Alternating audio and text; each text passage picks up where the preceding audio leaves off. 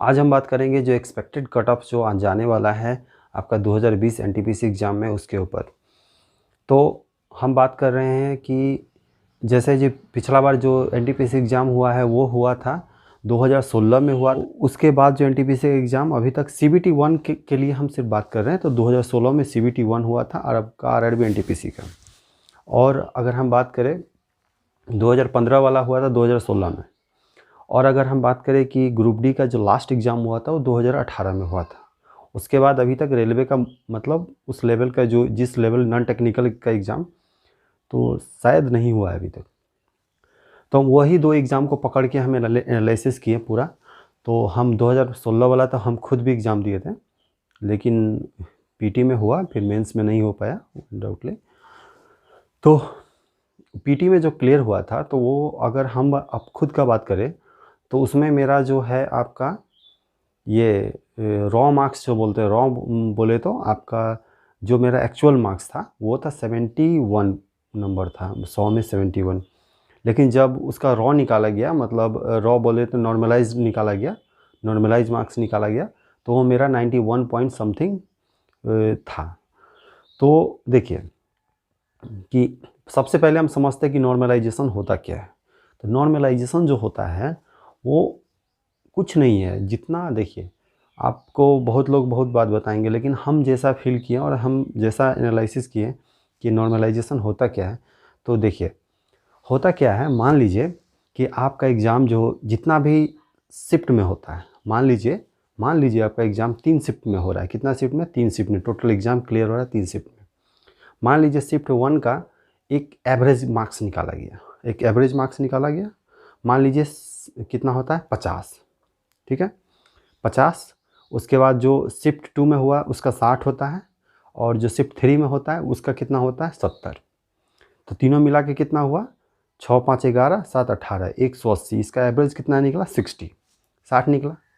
तो ऐसा मान लिया जाता है कि जिसमें 50 मार्क्स आया है एवरेज, वो क्वेश्चन थोड़ा टफ आया होगा, और जो 60 आया होगा मॉडरेट आया होगा, और जो 70 आया होगा, जो 70 एवरेज आ रहा है वो क्या आ रहा है, ईजी क्वेश्चन आ रहा है।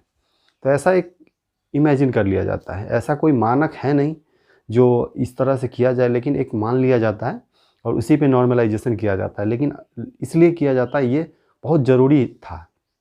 इसलिए ज़रूरी था कि अगर हम मार्क्स के आधार पे करने लगे तो जिसका इजी क्वेश्चन आ गया तो वो क्या करेगा कि वो उन सब का हो जाएगा, जिनका कम मार्क्स आया उन लोग का नहीं होगा। तो यही सब चीज़ करने के लिए नॉर्मलाइजेशन लाया गया। तो लेकिन क्वेश्चन सेट करने वाला को पूर्ण हिदायत दिया जाता है कि सबका जो क्वेश्चन का लेवल हो सबका सेम हो। लेकिन होता क्या है कि वो लोग भी भाई आदमी है, इधर उधर हो जाता है। तो वही सब त्रुटि सबको दूर करने के लिए एक नॉर्मलाइजेशन लाया गया। तो नॉर्मलाइजेशन में क्या किया गया, तो हम बात कर रहे हैं, मान लीजिए ये हो गया आपका 50 मार्क्स का 50 नंबर, शिफ्ट 1, शिफ्ट 2 60, शिफ्ट 3 आप गया 70। तो इसमें किया क्या जाएगा, देखिए सबको जो क्या किया जाएगा, जैसे इसका 70 आया तो इसको 60 पे ला के रख दिया जाएगा, और जो 50 आया उसको 60 पे लाएगा। मतलब सबको एक धारा पे लेके आ जाना है। तो इस तरह से समझिए कि आप कहाँ पे हैं। तो मान लीजिए जिसका एवरेज मार्क्स आप देखते होंगे किसी किसी का 100 से पार भी हो जाता है नॉर्मलाइजेशन में, तो वो क्यों कैसे होता है। मान लीजिए जिसका एवरेज जिसमें 50 आ रहा है, तो मान लीजिए कोई ब्रिलियंट लड़का है, उसको कितना आ गया 90। मान लीजिए इसमें जिसमें सबको 50 नंबर आ रहा है उसको आ गया 90। तो उसका 90 नंबर है तो उसका जानते हैं सीधा 100 नंबर हो जाएगा, 10 नंबर इंक्रीज कर जाएगा। क्योंकि यहाँ पे क्या हो रहा है, 50 नंबर वाले का 10 नंबर इंक्रीज कर रहा है। तो इसमें अगर आपका क्वेश्चन थोड़ा हार्ड आ रहा है तो मान लीजिए आपका फ़ायदा होने वाला है, जो इसलिए कि नॉर्मलाइजेशन में जाइएगा तो आपका नंबर जो है इंक्रीज कर जाएगा, बढ़ जाएगा।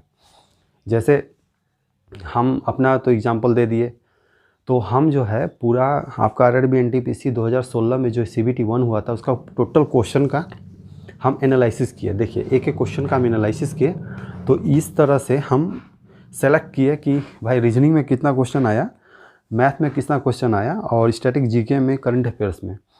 तो इसमें हम देखें कि रीजनिंग में मान के चलिए 29 क्वेश्चन आया, लेकिन हम 30 पकड़ते हैं, 30 नंबर। और मैथ्स में 32 क्वेश्चन पूछा था, उसको हम पकड़ते हैं 30 नंबर का। और स्टैटिक जीके मतलब जो चेंज नहीं करता वो था 32, उसको हम 30 पकड़ते हैं।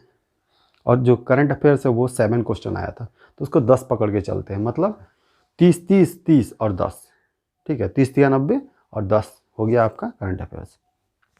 तो इस तरह का पूरा मामला होता है। तो हम एनालिसिस किया तो देखे कि आपका अगर मैथ्स का हम क्वेश्चन देखते हैं, आपका कितना क्वेश्चन आ रहा है 30, जिसमें से आप 25 जो है तो 25 नहीं 20 तो एकदम ईजी आएगा, जो कि कोई भी कर सकता है। ईजी अगर आप बेसिक्स रूल जानते हैं तो 20 आराम से कर देंगे। और 5 क्वेश्चन आएगा, थोड़ा सा अगर आप रिवाइज वगैरह किए हैं तो 25 क्वेश्चन हो जाएगा। और अगर थोड़ा सा अगर आपका 5 क्वेश्चन के लिए थोड़ा सा एडवांस में जाना पड़ेगा, क्योंकि क्वेश्चन जो है वो एनटीपीसी में तो नहीं पूछा था उतना हार्ड, लेकिन जो आपका लेटेस्ट में जो पूछा गया है ग्रुप डी में, उसका लेवल हम चेक किए तो हमको काफ़ी अच्छा लेवल लगा उसका। तो इससे पता ही चल रहा है कि रेलवे भी अपना लेवल को उठा रहा है, तो उसी अनुसार आप लोग को भी तैयारी करना पड़ेगा। 2018 में जो ग्रुप डी हुआ था उसका भी हम एनालिसिस किए टोटल क्वेश्चन का, तो उसमें पता क्या चला, उसमें मेरा भाई भी एग्ज़ाम दिया था, तो उसको जो रॉ मार्क्स बोलिए 50 नंबर आ रहा था, और जब नॉर्मलाइज़ किया गया तो उसका मार्क्स कितना चला गया 75। लेकिन अनडाउटली बोलिए कि उसका जो आपका कट ऑफ जो है वो 77 है, तो 2 नंबर से पीछे रह गया, नहीं हो पाया। तो अभी तैयारी कर रहा है। तो ये उसका पूरा पीईटी सब कुछ क्लियर हो चुका था उसका, लेकिन नहीं हुआ उसमें। तो उसका क्वेश्चन का भी एनालिसिस किए, तो उसमें भी आपका जो पैटर्न फॉलो किया, 1 मिनट, हाँ, उसमें जो पैटर्न फॉलो किया सेम चीज़ फॉलो किया। जैसे उसमें करंट अफेयर्स थोड़ा सा ज़्यादा था, 13 नंबर का करंट अफेयर्स था, तो करंट अफेयर्स 7 इसमें था, 10 हम बोल रहे हैं ना, लेकिन 7 क्वेश्चन पूछा गया था, वो बढ़ के 13 हो गया। अगर हम बात करें मैथ्स का तो मैथ 33 था, रीजनिंग कितना था 25, मतलब ये एक रॉ जानकारी दे रहे हैं। और ये आपका स्टैटिक जी के 24 था। तो अब हम बात करते हैं कि जो जिस चीज़ पे हमारा वीडियो बन रहा है, ये तो हो गया बात। अब हम बात करते हैं कि हमारा कितना स्कोर जो होना चाहिए वो एक्सपेक्टेड होगा। तो इस पे अगर हम बात करते हैं, तो अगर हम पिछले सीज़न का बात करें, मतलब 2016 में जो एग्ज़ाम होता है आरआरबी एनटीपीसी का, अगर उसका नॉर्मलाइजेशन मार्क्स का बात करें तो वो कितना हुआ था, जो CBT 1 में हुआ था उसका जो मैक्सिमम कट ऑफ गया था नॉर्मलाइज मार्क्स का, वो गया था 85 था, जो कि चंडीगढ़ था। और हम बात करें मुजफ्फरपुर का कितना था, 58 था, 58 नॉर्मलाइज मार्क्स था, मतलब कट ऑफ जो गया 58 से 82 के बीच में था। तो ये कोई मार्क्स नहीं है। अगर हम मार्क्स वाइज बात करें ना, तो कट ऑफ जो है अभी भी जो कट ऑफ है मैक्सिमम जाएगा 60 से 70 के बीच में। जो पिछला बार भी गया था 60 to 70 मार्क्स के बीच में ही कट ऑफ रहता है, अगर हम CBT 1 का बात करें। तो CBT 2 का बात नहीं कर रहे। तो आपको करना क्या है, जो कि हम खुद तैयार किए हैं। आप अगर रीजनिंग का बात करें, रीजनिंग में अगर 30 क्वेश्चन आता है तो 25 क्वेश्चन अगर आप थोड़ा सा प्रैक्टिस है, अच्छा से प्रैक्टिस है, तो आप आराम से बना सकते हैं। थोड़ा सा एडवांस लेवल का प्रैक्टिस है तो टोटल बना सकते हैं। तो हम मानते हैं कि आप 25 बना लेंगे। अगर हम मैथ्स में पकड़ते हैं 30 क्वेश्चन, तो उसमें अगर हम 20 क्वेश्चन भी कर ले तो बहुत अच्छा है। लेकिन मेरे हिसाब से मैथ्स और रीजनिंग ऐसा पार्ट है जो कि हम एक भी क्वेश्चन नहीं छोड़ते हैं थे अपने समय में।